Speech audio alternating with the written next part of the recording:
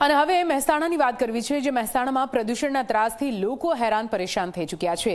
પ્રદૂષણના કારણે ભણતર બંધ કરવા માટે મજબૂર બન્યા છે વાલીઓ। જી હા, મહેસાણાના સામિત્રાની પેપર મિલના પ્રદૂષણના સામે ગ્રામજનોમાં ભારે આક્રોશ સામે આવ્યો છે। દુર્ગંધના ત્રાસથી વાલીઓએ શાળાએ મોકલવાનું બંધ કર્યું છે। પેપર મિલ બંધ નહીં થાય ત્યાં સુધી શાળાના બહિષ્કારની ચીમકી ઉચ્ચારવામાં આવી। અગાઉ વિરોધ કરવા છતાં પણ કોઈ ઉકેલ ના આવતા લોકોમાં આક્રોશ સામે આવ્યો છે। વહીવટીતંત્ર આ સમસ્યાનો ઉકેલ ક્યારે લાવશે તે મોટો સવાલ।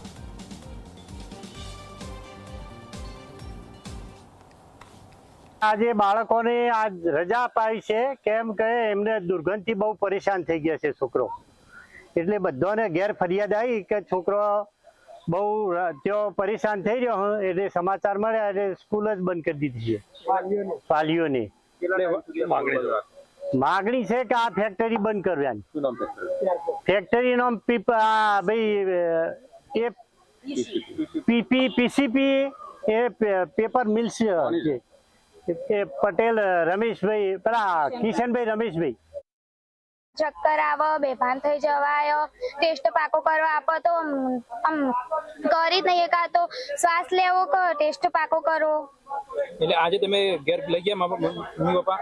આજથી શાળા જવાના છો? ના ના, આજથી શાળા જવાના છો કે નહીં જવાના? નહીં જવાના। હવે અમે જ્યાં સુધી આ કંપની બંધ નહીં થાય ત્યાં સુધી શાળામાં જઈશું જ નહીં।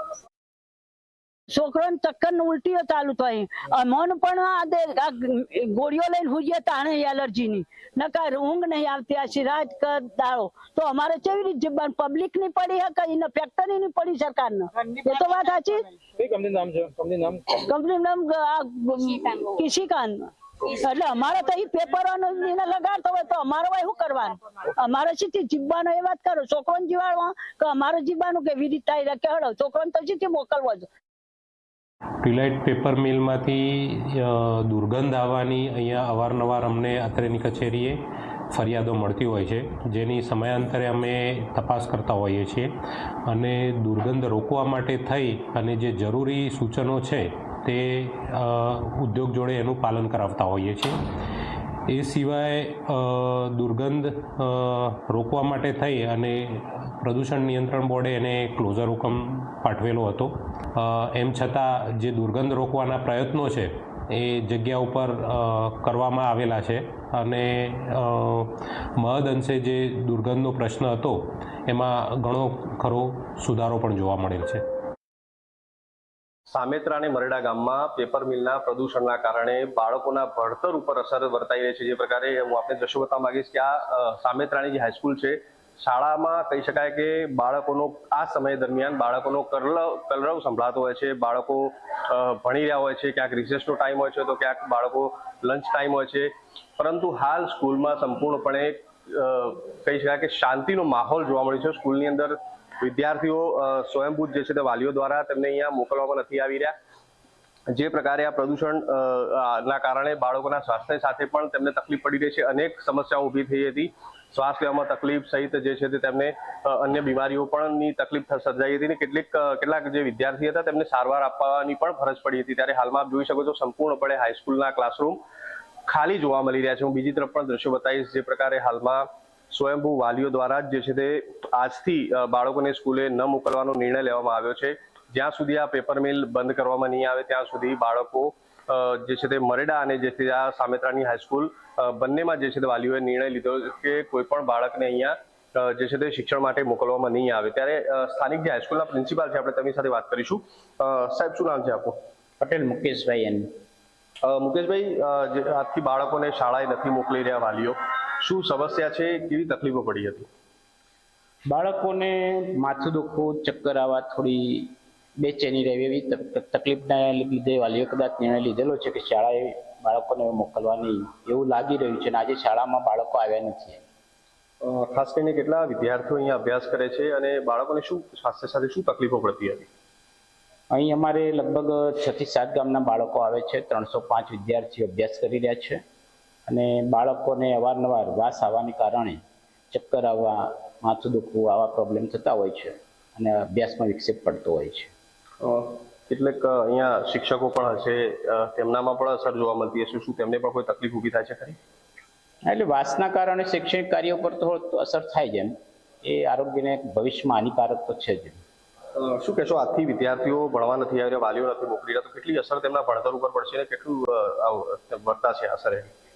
હવે એ તો ખબર નથી કાલે આવે કે ના આવે, પણ આજે તો વાલીઓએ મોકલ્યા નથી એ જણાઈ આવે છે, અને એમના શિક્ષણ પર તો પૂરેપૂરી અસર થવાની જ, કારણ કે 10મું અને 12મું ધોરણ બહુ અગત્યનું છે, પરીક્ષા પણ નજીક આવી રહી છે.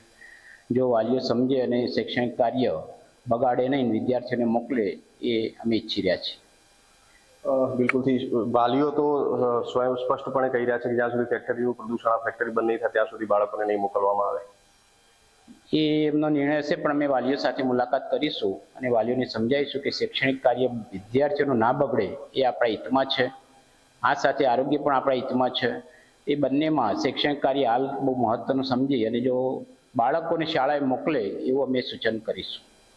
બિલકુલ. યાદવ પ્રિન્સિપાલ, ખાસ કરીને વાત કરીએ તો સામેત્રા અને મરેડામાં જે મરેડાની પ્રાથમિક શાળામાં હાલમાં તો વાલીઓએ વિદ્યાર્થીઓને મોકલ્યા નથી, ત્યારે જે આ સામેત્રાની હાઈસ્કૂલ છે તેમાં અંદાજિત આસપાસના 6 ગામોના 305 જેટલા વિદ્યાર્થીઓ અહીંયા અભ્યાસ અર્થે આવતા હોય છે, પરંતુ આજે કોઈ પણ વાલી દ્વારા વિદ્યાર્થીઓને અહીંયા મોકલવામાં નથી આવ્યા.